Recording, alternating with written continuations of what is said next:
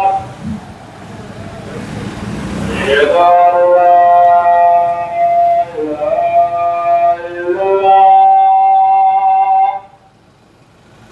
मुद्दे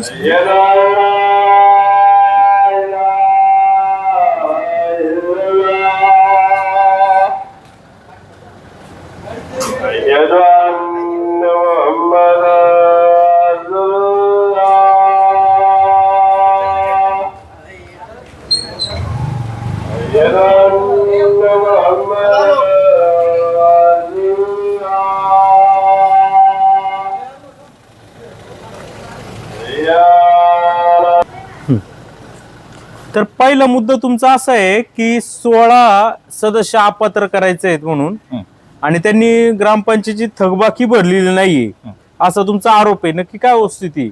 वस्तुस्थिती अशी आहे, 24-25 साली 17 सदस्यांपैकी 7 सदस्य असे आहेत की त्यांनी 24-25 ला कर भरलेला नव्हता.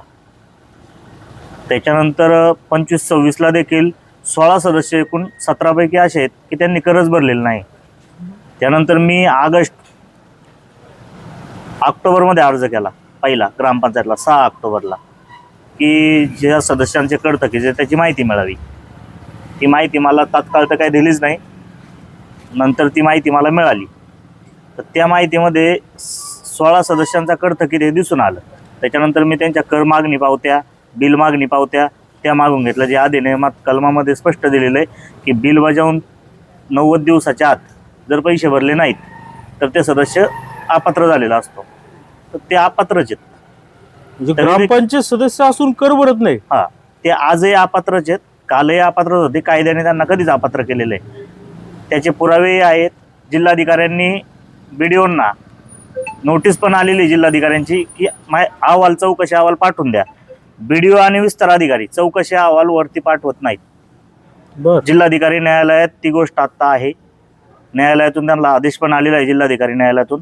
इथून अहवाल जाते नाहीत. BDO आणि विस्तार अधिकारी कोणाच्या दबावात काम करतात हे माहीत नाही, पण ते अहवाल विस्तार अधिकारी आणि BDO पुढे पाठवत नाही. आता तुमचं डुप्लिकेट कर पुस्तक घोटाळा तुम्ही जे मुद्दा मांडलेला आहे ते डुप्लिकेट कर पुस्तक नेमकं काय, त्याचा घोटाळा काय झाला आणि FIR दाखल झालाय का? त्याचा FIR दाखल झालेला नाही आहे.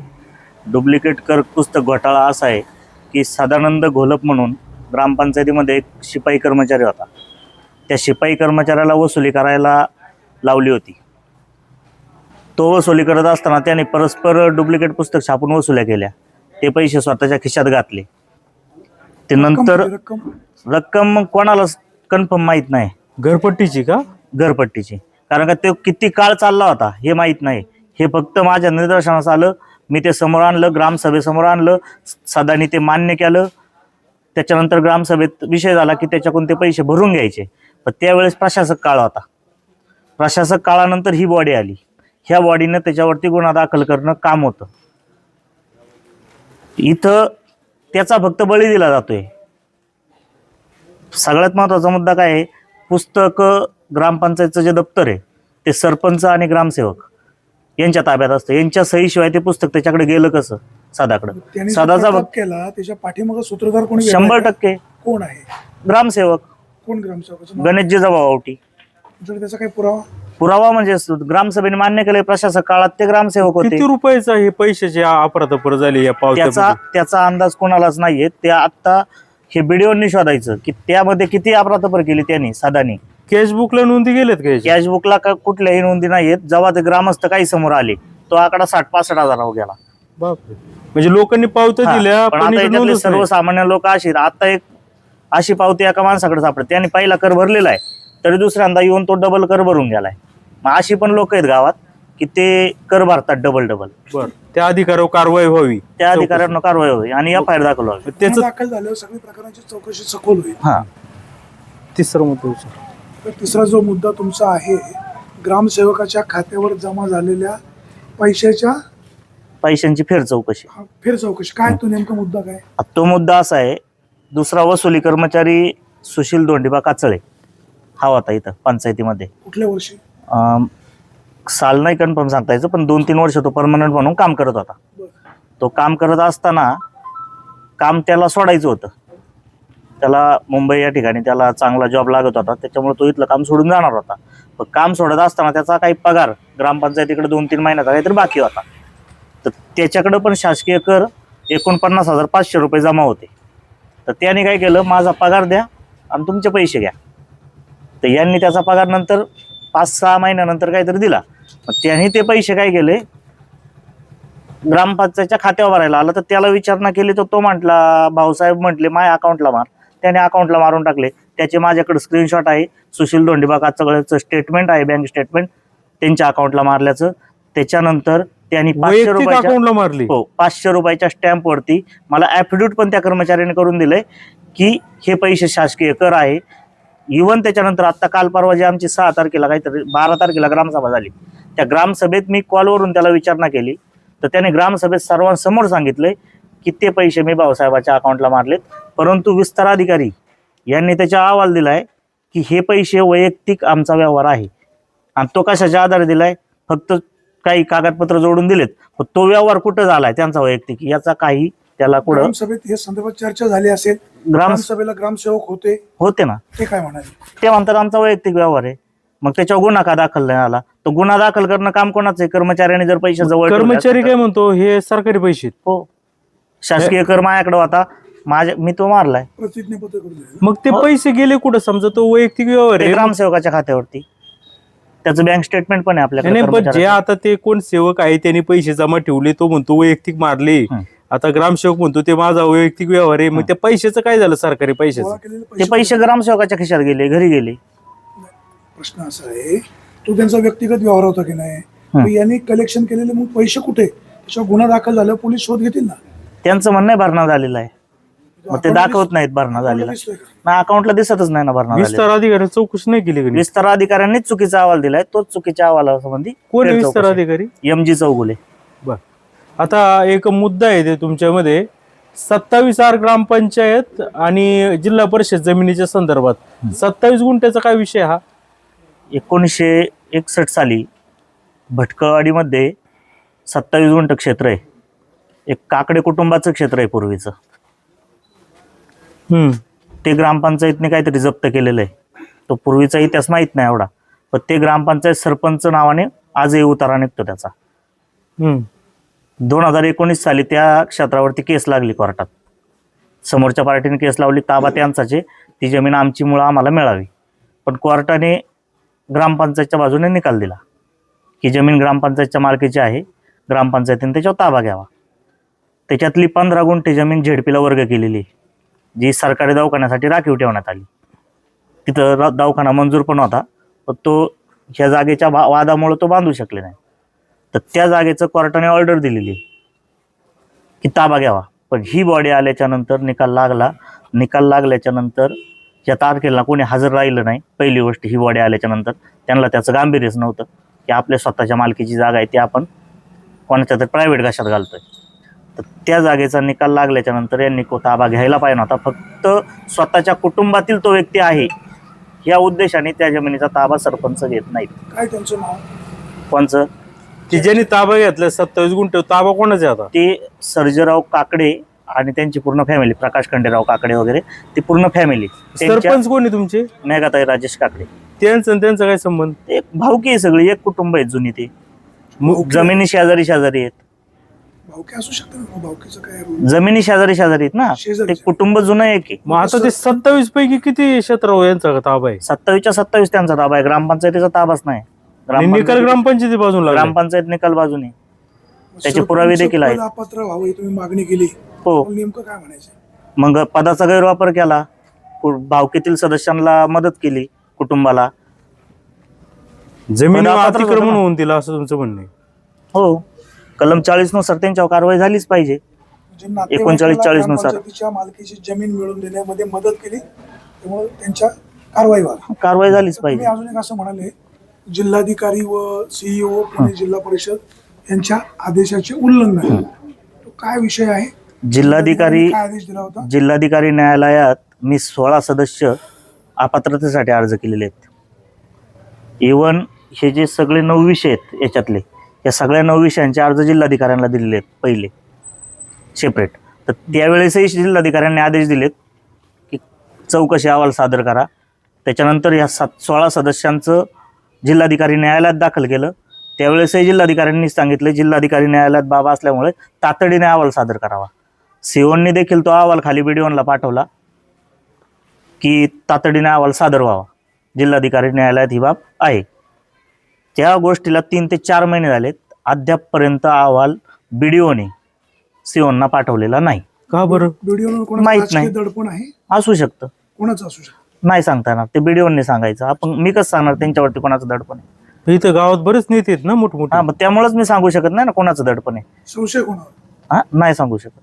राष्ट्रवादीच्या नेत्यांचा आहे की दुसऱ्या कोणत्या नेत्यांचा आहे? भीती वाटते. बरं, नाही, कोणत्या माझ्यावर नाही नेत्याचा कोणाचं तुम्हाला दडपण. पाठिंबा आहे का इथल्या? हा, नाही, एवढे नेते आहेत त्यातलं काही मला कोणाला पाठिंबा मला आहे? यातलं कुठल्याही नेत्याकडे मी गेलो नाही किंवा मला हे चुकीचं वाटलं म्हणून मी या ठिकाणी बसलो. बर, ठीक आहे. आता त्याच्यामध्ये तुम्ही असं म्हणले 200हून अधिक अर्ज केले तुम्ही आणि त्याच्यावर कारवाई करावी. 200 माहिती अधिकाराचे अर्ज दिले तुम्ही? माहिती अधिकाराचे नाही, आपले सरकार पोर्टल माहिती अधिकारातले असे 200 पेक्षा अधिक आहेत. कदाचित ते 500-600च्या पुढे जातील. या काही अर्जावरती ठोस निर्णय झालेला नाही. अर्जाला आपले सरकार पोर्टलच्या अर्जाला उत्तर येतं. साधा अर्ज केला की RTI अंतर्गत अर्ज करा.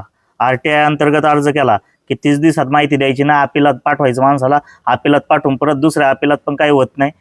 थर्ड अपिलात माणूस जातो, सेकंड अपिलला गेला की त्याला 7-8 महिने निघून जातात. तर मी पद सोडून इथून जाईन. म्हणजे मी भ्रष्टाचार केलाय म्हणून मला फक्त डॉक्युमेंट द्यायचे नाहीत आणि तो भ्रष्टाचार लपवायचा आहे, हाच त्यांचा उद्देश आहे. म्हणून त्या 200 अर्जांना माया काय हे केली कारवाई त्यांनी ती समोर आणली. एकही अर्जावर तुम्हाला उत्तर लिखित आलं नाही? नाही, लिखित उत्तर आलीत ना, लेटर हेडवर उत्तर दिले लिखित. पण RTI अंतर्गत अर्ज करा किंवा direct समाधानकारक उत्तर येत चुकीचे नाही. उत्तर डायरेक्ट. जे 200 अर्ज तुम्ही केले हे किती कालावधीमध्ये? ही बॉडी आल्यापासून आहेत. म्हणजे आता करंट हो, करंट. हा, 23 ते आतापर्यंत सध्याच्या कार्यकारिणीकडून काही भ्रष्टाचार वगैरे झाल्याचा काय आरोप आहे? हो, आहेत ना. काय आरोप आहे? आता CCTV घोटाळा अख्ख्या गावात गाजतोय. गावात कोणत्याही व्यक्तीला विचारा, CCTV घेतले त्या एका कंपनी, जी भारत सरकारने कंपनी बॅन केली त्या कंपनीचे CCTV यांनी गावात बसवले. CCTVच्या किमतीत अपराधपरे त्याचे डॉक्युमेंट त्यांनी मला दिलेले नाहीत. त्याच्यानंतर डस्टबिन, शाळेसाठी डस्टबिन वाटल्या. जी डस्टबिन ऑनलाईन आज कोणत्याही वेबसाईटला बघितलं ऑनलाईन 1200-1300 रुपयाला दाखवते, ती यांनी 5,000-5,500 रुपये देऊन खरेदी केली. त्याच्यानंतर रस्ते गायब आहेत, जे कागदावरच आहेत. फक्त 9-9, 10-10 लाख रुपयाचे रस्ते आहेत जे फक्त कागदावर आहेत. जे रस्ते आजही तिथं जाऊन पाहिलं तर रस्तेच नाहीत. रस्ते गायब आहे त्याचा पुरावा तुमच्याकडे काय आहे ना, एस्टिमेट काय त्याचं आहे? एस्टिमेट वगैरे मला दिलेलेच नाहीत. मागतोय सारखे, वारंवार फोन करतोय. हे अर्ज कळलं केलेले कसं आहेत. का रस्त्यावर निधी पाडलाय म्हणून? हा, आत्ता जमा खर्च ग्रामसभेला वाचून दाखवला तेव्हा मग तुम्ही विचारलं का हा खर्च कुठे केला? विचारलं ना ग्रामसभेत. मग काय म्हणतात ते ग्रामसभेचं प्रोसिडिंग जे लिहिलंय ते सुद्धा चुकीचं लिहिलंय. ते बोलतात काय? विचारलं काय त्यांनी काय सांगितलं? हा, आमच्या काळातला विषय नाही, रस्ता आधीचा मंजूर आहे, पण झाला यांच्या काळात ना. कुठं झालंय ते सांगत नाही कुणी? नाही, आता रस्त्याला नाव आहे भटकळवाडी ते लेंडेमाळा कॅनॉल लगत रस्ता करणे, 9 लाख रुपये. ऐका ना, हा. पूर्वी नाही, त्यांनी रस्त्याला नाव आहे भटकळवाडी ते लेंडेमाळा कॅनॉल लगत रस्ता करणे. त्या रस्त्याला 9 लाख रुपये निधी. रस्ता फक्त एकदा खडीकरण झाले, रस्ता आहे डांबरीकरणाचा. 9 लक्षात डांबरीकरण दिलेलं आहे, परंतु तो रस्ताच झालेला नाही तिथं. बरं, तिथं फक्त थोडंसं खडीकरण काम झालेलं केलं आहे. जातं आणि पूर्ण कामाचे पैसे हो. काढले जातात असं तुमचा आरोप आहे. हा. अजून काय उदाहरण आहे भ्रष्टाचाराची? अजूक पीरसाईबाबा मंदिर ते अनिल काचळे रस्ता करणे, रस्ताच नाहीये. मुळात तो रस्ता आता त्या अनिल काचळे घर आणि पीरसाईबाबा मंदिर हे माझ्या जमिनीला खेटून आहे, माझ्या वडिलोपार्जित. त्यामुळं त्या अनिल काचळेच्या घराकडे जायलाच रस्ता नाही मुळात तिथं, आणि तो रस्ता कधी झालाही नाही. कुणाचे खर्च झाला काळात? ह्याच बॉडीच्या काळात. तर त्यांचं म्हणणं आहे की ते काम आधीचं मंजूर आहे, ते झेडपीचं काम आहे, त्याला आमचा काय संबंध. पण बिलं कोणी काढली, सह्या कोणी दिल्या? पैसे पेड केले असेल तर हिशोबात तर दिलाच पाहिजे ना. पैसे आत्ता पेड झालेत ना. एस्टिमेट, कामाचे फोटो, अंदाजपत्र ते मागितल्याच्या नंतर काही भेटत MB नाही. काहीच देत नाही. ते काहीच देत नाही. अजून काय उदाहरण आहे भ्रष्टाचाराची? भ्रष्टाचाराची तशी भरपूर आहेत. आता अंगणवाडीचं आहे, वाळुंजवाडीचं, जे रोटरी क्लबवाल्यांनी काम केलंय हे म्हणतात आम्ही केलं. बापरे. त्याचेही पुरावे जिओ टॅगिंगचे फोटो आहेत. ज्यावेळेस रोटरी क्लबवाल्यांनी केलेत ते जिओ टॅगिंगचे फोटो काढून ठेवलेले आहेत. तर आता 7वा मुद्दा आहे, ग्रामसभा व मासिक सभेमध्ये अनियमितता, म्हणजे बोगस प्रोसिडिंग लिहिणे किंवा ठराव झाला एक वेगळंच लिहिणे, असं काहीतरी आरोप दिसतोय. काय म्हणणं आहे तुमचं? आत्ताची चालूचीच ग्रामसभा घ्या, जुन्या तर लई आहेत, कारण जुन्या लोकांना विषय आठवते नाहीत. आत्ताची जी चालूची ग्रामसभा झाली, ग्रामसभेत जी जी लोक हजर होती त्यांची मी यादी देतो, ठराव आहे माझ्याकडं. जे ग्रामसभेत विषय झाले ते ठरावात आहेत का, फक्त मला जे ग्रामसभेला हजर होते त्या ग्रामस्थांनी सांगायचं की होते हे विषय ठरवून झाले. देतात. म्हणजे आज जर आपल्या ग्रामसभेत ठरलं ना की हा ठराव घ्या, तो ठराव लिहिला जात नाही. 8 दिवसांनी ग्रामपंचायत अधिनियम सांगतं 7 दिवसाच्या आत तुमचा ठराव लिहून रेडी पाहिजे. इथं महिना ठराव मिळत नाही. नाही पण ठराव लिहितात का झालेले? ठराव लिहितात ना, पण चुकीचे शब्दांचे खेळ करून. म्हणजे बरं. त्यात उदाहरण एखादं, एक त्यांच्या ठराव फायद्याचं. झाला आणि वेगळंच लिहिलं काय आताच्या उदाहरण? ग्रामसभेलाच एक ठराव झालता की जमा खर्च ग्रामसभेला मान्य नाही. त्यांनी काय लिहिलंय, आधी ग्रामसभेत ज्यावेळेस चर्चा झाली, चर्चा होत असताना अजितदादा वाघ, संतोष गोटणे, सतीशभाई कसबे या मंडळींनी त्यांना विचारलं की सदस्यांना हा खर्च मान्य आहे का. तर 2 सदस्य म्हटले आम्हाला मान्य नाहीये, बाकीचे म्हटले आम्हाला मान्य आहेत. तर मग त्यांनी काय लिहिलंय की फक्त सदरील खर्च स्नेहा कार्तिक शेटे आणि गणेश फुलसुंदर यांना मान्य नाही. म्हणजे ग्रामसभेला मान्य नाही त्याचा कुठं उल्लेखच नाही. मग हा ठराव चुकीचाच झाला ना. त्याच्यानंतर दुसरा एक ठराव मीच मांडलं नाही, नाही, होतं. पण किती लोकांनी ते अमान्य केलं का खर्च हा चुकीचा आहे किंवा काय? जे ग्रामसभेत होते सगळ्यांनी मान्य केलं हा किती खर्च टक्के चुकीचा आहे. लोकांनी 100%. अमान्य म्हटली? हे आम्हाला मान्य नाही हा जमा खर्च. जे ग्रामस्थ आहेत, सदस्य फक्त म्हटले की आम्हाला मान्य आहेत. 2 सदस्य पण त्यातले म्हटले आम्हाला मान्य नाही. सभा तर ग्रामस्थांची असते ना. हा, आणि त्यांनी लिहिलं काय? फक्त 2 सदस्यांना मान्य नाही. ग्रामस्थांचं लिहिलं. काहीच नाही का? त्याच्यानंतर दुसरा एक ठराव असा घेतला होता, तो मी स्वतः मांडला होता, की गावातील जी जुनी मंदिरं आहेत सगळी, तर ह्या मंदिरांना पंच म्हणून जुनी लोकांची नावं आहेत, जी लोक आज हयात पण नाहीत, तर त्या ठिकाणी ती नावं काढून आत्ताचे जे कोणी पण असं सरपंच, ग्रामपंचायत पिंपळवंडी, जो कोणी त्या पदावरती येईन तो कायमस्वरूपी तो पंच म्हणून राहील. तर तो ठराव सुद्धा चुकीचा लिहून ठेवलाय की चौकशी करून माहिती घेऊन हे करू. म्हणजे जो ठराव ग्रामपंचायती ग्रामस्थांनी मांडलाय तो तिथं लिहिला जात नाही. हे चालू ग्रामसभेतलेच उदाहरण आहे. आणि याच्या आधीचे तर भरपूर आहेत. अपूर्ण प्रोसिडिंग दिसतंय, डायरेक्ट मुद्दा घेतलाय तो पुढे कट केलाय, पुढे काहीच लिहिलं नाही, जे मनमानी झालं. मनमानी. आता तुम्ही मुद्दा क्रमांक 8 मांडलाय, ग्रामपंचायतीचे विशेष लेखापरीक्षण. काय नेमकं तुम्ही म्हणायचंय? मी ती मागणी केलेली आहे, ग्रामपंचायतीचं लेखापरीक्षण झालं पाहिजे. का त्याचा विषय असा आहे, मी लेखापरीक्षण अहवाल जो नमुना नंबर 30 ग्रामपंचायतचा तो पाहण्यासाठी अवलोकनासाठी मागणी केली होती. कारण का माहिती तर तशी भेटत नाही, म्हणून मी अवलोकनासाठी मागणी केली की कमीत कमी बघितल्याच्या नंतर तरी आपल्याला त्याच्यातली शहानिशा करता येईल. ज्या वेळेस अवलोकनासाठी त्यांनी मला आत्ताच्या 8 तारखेला बोलवलं होतं, 8 तारखेला मी येऊ शकलो नाही. मी 9ला गेलो. 9ला तिथं गेल्याच्या नंतर पाहिलं तर फक्त ग्रामपंचायत 2019 पर्यंतचे ऑडिट रिपोर्ट आहेत. 19च्या पुढचं त्यांनी सांगितलं आमच्याकडे नाहीत. मग ते गेले कुठं ऑडिट होतं का? पण माहित नाही. व्हायलाच पाहिजे ना. ऑडिट दरवर्षी होतं सीओकडून, कायद्याने ते व्हायलाच पाहिजे. पण इथं अहवालच, त्यांचं म्हणणं अहवाल उपलब्ध नाही, आम्ही देऊ शकत नाही, 19 पर्यंत आहेत ते घेऊन जा. बर. मग त्याचे पण झेरॉक्स मारून द्यायला सांगितले, ते पण अद्यापर्यंत दिले लेखी देतात का उपलब्ध नाही म्हणून? नाही. ते नाही देतील लेखी. बाबा 2019 ते आता 2026 पर्यंतचे ऑडिट अहवाल आमच्या कार्यालयात नाही असं जर लिहून दिलं पाहिजे ना. लेखी देत नाहीत. बरोबर. लेखी मागायचा काय अधिकार तुम्हाला? असं कोण म्हणतं? हा, सरपंच, ग्रामसेवक. निकृष्ट नियमबाह्य कामाची चौकशीची मागणी केलेली आहे तुम्ही. काहीतरी तांत्रिक ग्रामपंचायतीचे केलेले काय चुकीच्या संशयास्पद कामाची तपासणी करावी व कामे पुन्हा करावी. म्हणजे तुम्ही जे सांगितले तेच कामं का? हो, तीच रिपिटेशन. कामं. त्याच्यात अजून आहेत, भरपूर मोठी यादी आहे ती, पण ते सगळं आता हे नाही. खोटे अहवाल व अनधिकृत हस्तक्षेप. त्याच्यामध्ये काय लिहिलंय? खोटी माहिती, बनावट कागदपत्रे, पदाचा गैरवापर या संबंधित तरतुदी, अनधिकृत व्यक्तींना कार्यालयामध्ये दप्तर देणे वगैरे वगैरे. काय नक्की हा विषय? एक व्यक्ती होता, मी ग्रामपंचायत कार्यालयात गेलो, तो व्यक्ती मला काही फायली बॅगेत घालताना दिसला स्वतःच्या. तर तो व्यक्ती गावातला तर माझ्या पाण्यातला नव्हता, कारण मी गावातल्या बहुतांश लोकांना ओळखतो. तो व्यक्ती गावातला नव्हता. त्याची चौकशी केली मी, तो खामुंडीचा निघाला. तो येडगाव ग्रामपंचायतचा कर्मचारी निघाला. त्यानंतर मी यांना विचारणा केली की तो व्यक्ती हे कागदपत्र का घेऊन जातो. तर मला चौकशीचा अहवाल BDOच्या मार्फत मिळाला की त्या चौकशी अहवालात त्यांनी दिलं की त्या व्यक्तीची एका लेटर हेडवरती ग्रामपंचायत पिंपळवंडीचं लेटर हेड, त्याच्यावरती शिक्का येडगाव ग्रामपंचायतचा आणि शेजारी सरपंचांची सही. पण ती जर पोच दिली म्हणावं येडगाव ग्रामपंचायतची मला, तर सरपंचांची सही का, हा मुद्दा उपस्थित झाला. सगळ्यात महत्वाचं त्या पत्रावर जावक क्रमांक नाही. जर आणि पत्रात म्हटलंय काय, त्याची काही नियुक्ती केली होती काय? नाही, त्यांनी मागणी केली, सरपंचांनी मागणी केली की आमच्याकडे अतिरिक्त कारभार आहे आणि आम्हाला कामाचा ताण येतोय, तुमचा कर्मचारी आम्हाला थोड्या दिवसासाठी उसना द्या, अशी मागणी केली त्यांनी. आणि लेटर हेड एकाच सही दुसऱ्याची. ते लेटर हेड ग्रामपंचायत पिंपळवंडीचं, खाली प्रशासक म्हणून शिक्का येडगाव ग्रामपंचायतचा, शेजारी सरपंचांची सही, ती अपराध दिसते त्याच्यात. आणि कागदपत्र घरी त्याच्यात घेऊन जात जावक होतं का? क्रमांक नाही. कागदपत्र कुठे घेऊन जात होते ते घरी घेऊन गेलेत, ते बॅगेत घालून. त्यावेळेस एक सदस्य पण उपस्थित आहेत ग्रामपंचायतीत. त्या फोटो आहे माझ्याकडे जिओ टॅगिंगचे त्यावेळेसचे. त्याच्यानंतर मी ग्रामसेवकांना जाब विचारला. अचानकपणे मी उपोषणाचा मार्ग कार्यालयातच निवडला की त्या दिवशी मला 100% खात्री होती की आवक जावक रजिस्टरला छेडछाड होणार आहे.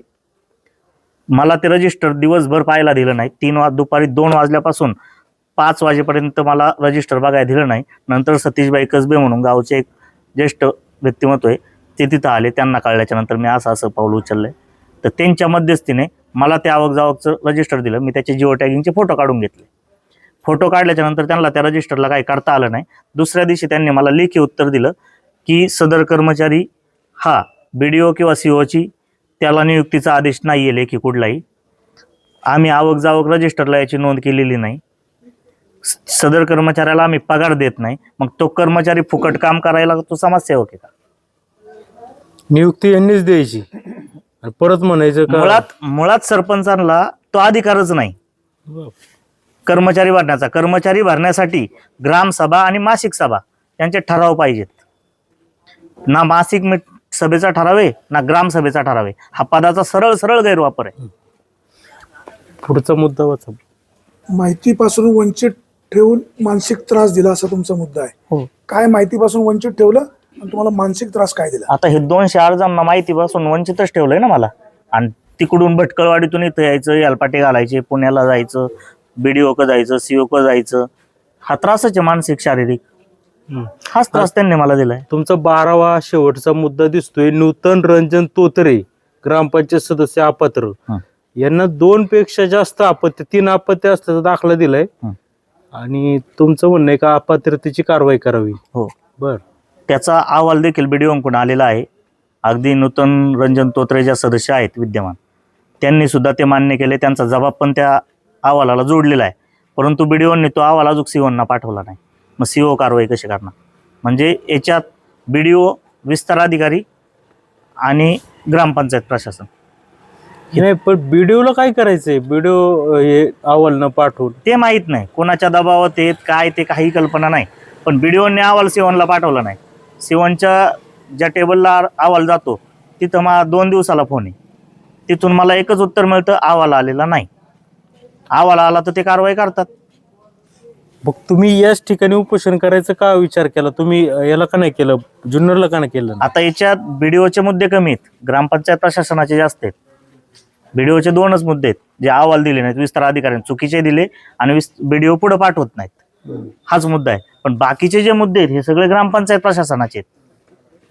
तर याला ग्रामपंचायत प्रशासन जास्त जबाबदार आहे. आणि मला माझ्या सोयीनुसार उद्या जर मला काय झालं, मी एकटा आहे, मला जर काय झालं तर माझं कुटुंब इथं जवळ आहे, ते पटकन येऊ शकतं. म्हणून मी या ठिकाणी निवडले.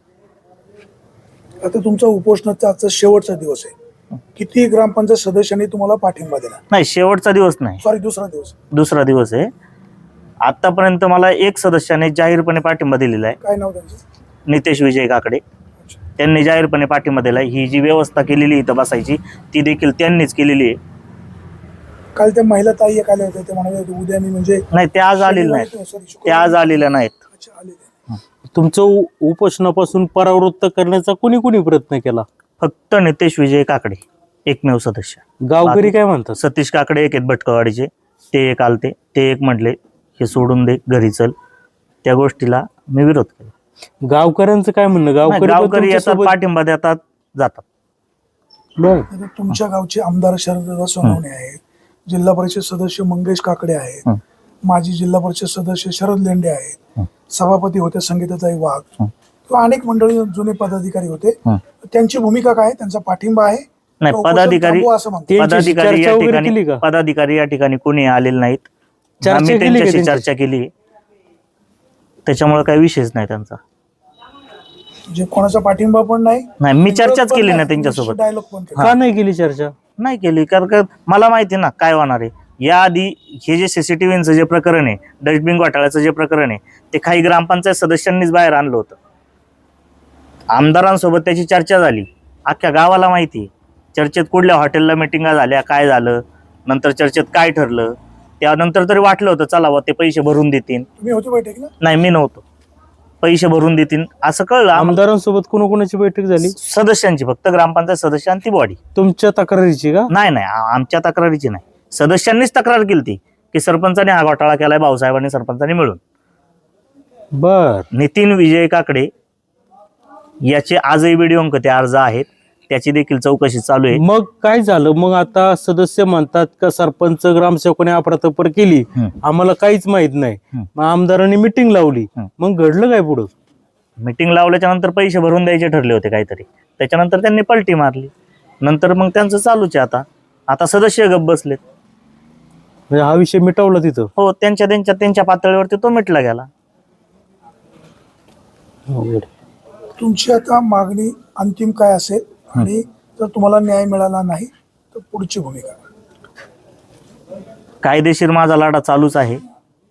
माझी अंतिम भूमिका हीच आहे. सीओ किंवा बीडीओ इथं जर आले तर त्यांनी मला जे अहवाल आहेत माझे 17+3 राहिलेले, बाकी पहिल्यातले 9 अर्जांमधले, ते सगळे 20-21 जे अहवाल आहेत ते मला त्यांनी इथं द्यायचे. त्याच्यानंतर पुढील कारवाईसाठी ते तातडीने पुढे पाठवायचे. आणि हे जे 2 अहवाल चुकीचे दिलेत मला, सुशील काचळे प्रकरणात आणि याच्यात अनधिकृत कर्मचारी, तर हे 2 अहवाल दुसऱ्या अधिकाऱ्यामार्फत त्याची चौकशी करायची आणि त्याचे अहवाल मला हे करून द्यायचे. तुम्ही इथे उपोषणाला बसला, तुमच्या जीविताला काही धोका वगैरे? नाही, अजून तर नाही काही. पोलीस संरक्षण? नाही, पोलिसांसाठी संरक्षणासाठी मी अर्ज दिलेला होता, त्यांनी मला नोटीस पण दिलेली आहे, परंतु संरक्षण काय अजून मिळालेलं नाही. संरक्षणाची गरज आहे. बीडीओ नाही आले? नाही, बीडीओ नाही आले. विस्तार अधिकारी? विस्तार अधिकारी नाही येऊन गावचे सरपंच सुद्धा या ठिकाणी विचारायला आले नाहीत. 2-3 सदस्य फक्त येऊन भेटून जातात, 5-10 मिनिटं बसतात, जातात. इतकं मोठं तुम्ही सगळं काढलंय, गावकरी तुमच्या सोबत नाही, नक्की गावकरी घाबरतात का? नक्की तुमचं माहित चुकीचं नाही. आहे काय? नक्की काय म्हणणं आहे तुमचं? माझं जर चुकीचं असन तर मग ते माहिती का देत नाहीत? गावकरी का सपोर्ट करत नाही तुम्हाला? नाही, गावकरी येतात, सपोर्ट करतात, बोलतात, छुपा फक्त पाठिंबा? छुपा पाठिंबा आहे. काहींनी सहाय्य केल्यात, काही करती नाहीत, आपले येतात, भेटतात, बसतात, 5-10 मिनिटं बोलतात, मग जातात. गावकऱ्यांची बोलू आपण माहिती. तर या ठिकाणी आपण जेवढे गावकरी एवढे जमले होते, ते गावकऱ्यांचं म्हणणं घेण्याचा प्रयत्न केला, तर गावकऱ्यांनी कशा पद्धतीने गावकरी निघून गेलेले आहेत हे आपण या ठिकाणी पाहू शकतो. तर कशा पद्धतीने या गावामध्ये जर इतका जर मोठा जर गैरव्यवहार असेल आणि लोक जर बोलत नसतील तर मग काय म्हणायचं?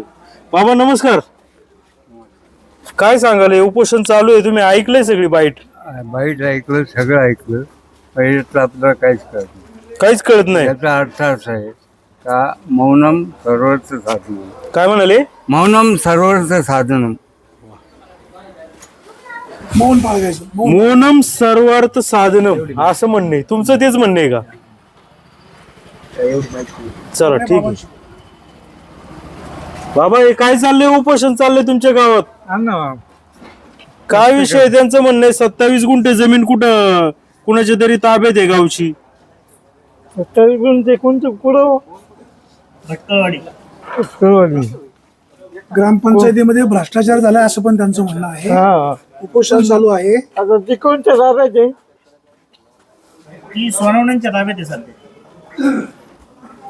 चला ठीक आहे, माहित नाही बाबांना. तुम्हाला काय सांगाल? काय सांगाल तुम्ही? नाही नाही, हे चुकीचं आहे का बरोबर आहे? एवढं तर बोला. उपोषण मला तू थांब, तुझं काय नाव आहे? सर तुम्हाला काय वाटतं? हे उपोषण चुकीचं आहे की बरोबर? हे गावासाठी का फक्त याच्यासाठी चाललंय? गावासाठीच बसलाय ना माणूस हा? 100%. उपोषणाला पाठिंबा? नितीन दादा जसं बोललं तसं ते सगळं बरोबर. पण लोक ही मुलं तरुण म्हातारे लोक बी बोलत नाही का पण हे असं? त्यांचं नाही सांगतात का नाही बोलत. तुझा पाठिंबा 100%. बेस्ट. चुकीचं असेल तर उपोषण करताना कारवाई व्हावी, खरं हा. असेल तर माहिती द्यायला हवी. परत काय बोलाल का? तुम्ही बोला ना. काय चुकीचं उपोषण आहे का? मी आपलं आहे. हा, तुम्ही कर्मचारी आहे का? तुम्हाला काय सांगाल?